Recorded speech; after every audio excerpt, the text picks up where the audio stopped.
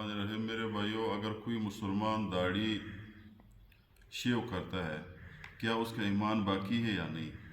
क्या उसकी निकाह बरकरार है या नहीं? ये एक ऐसी ज़रूरी मसाइल है कि हर मुसलमान को इसको सुनना चाहिए और समझना चाहिए।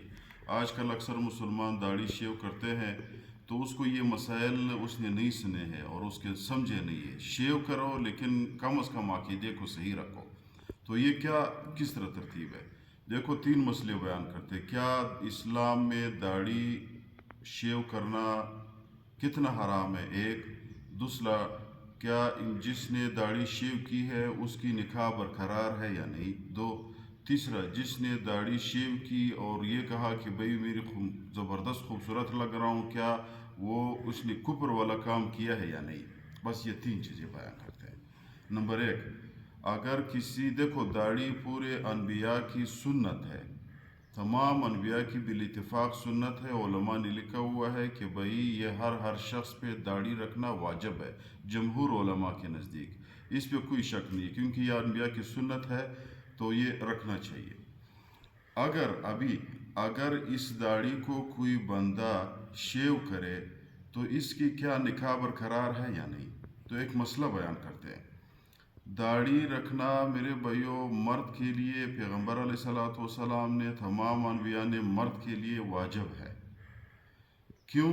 इसलिए कि दाढ़ी न रखना औरतों के साथ मुशाबिहत है, दाढ़ी न रखना हिजड़ों के साथ मुशाबिहत है, दाढ़ी न रखना खिलाफ सुन्नत है, दाढ़ी न रखना तमाम अनबिया के खिलाफ सुन्नत है। सिर्फ एक हमारे नबी सल्लल्लाहु अलैहि वसल्लम की, आदम अलैहिस्सलाम से लेकर पैगंबर अलैहिस्सलाम तक जितने भी अनबिया किराम थे सब की दाढ़ी थी। एक तो ये हो गया।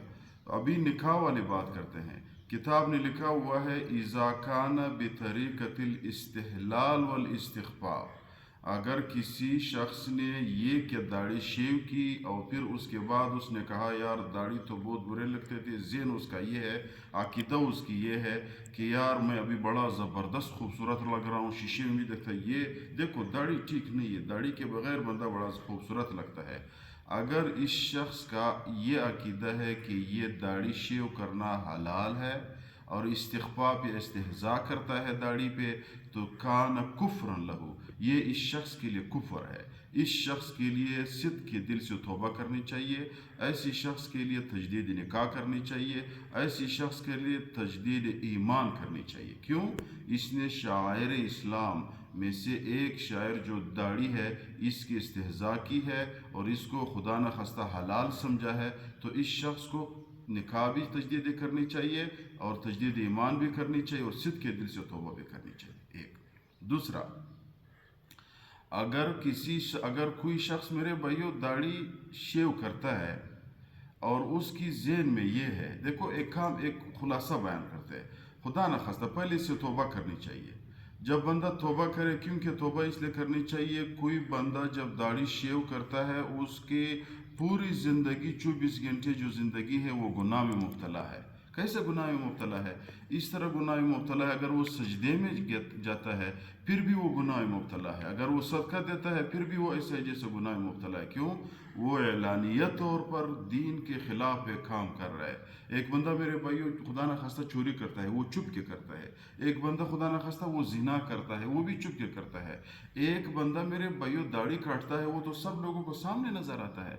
तो ये कुल्लम खुल्ला गुनाह करता है। जो कुल्लम खुल्ला एक बंदा गुनाह करता है वो 24 घंटे गुनाह में होता है। जब आपने दाढ़ी खुदा न खास्ता काट ली तो दाढ़ी जब आती बड़ी हो जाती है तो फिर आती है तो गुनाह में शुरू होता है बंदा। तो पहले इससे तौबा करनी चाहिए। अगर खुदा न खास्ता इंसान कमज़ोर है मेरे भाइयों, इसको नहीं छोड़ता है, तो फिर ये अपने जहन में रखे, ये अक़ीदा ज़रूर रखे कि यार मैं तो गुनाह कर रहा हूँ, अभी मैं अल्लाह की नाफरमानी में मुब्तला हूँ। अल्लाह से ये अपने जहन और अक़ीदा को ऐसा रखे कि भाई मैं गुनाह में मुब्तला हूँ, मैं गुनाह कर रहा हूँ, इसमें कोई शक नहीं है, मैं अल्लाह को नाराज़ कर रहा हूँ, ये दाढ़ी काटना शेव करना जायज़ नहीं है, हलाल नहीं है, मैं बड़ी गुनाह में मुब्तला हूँ।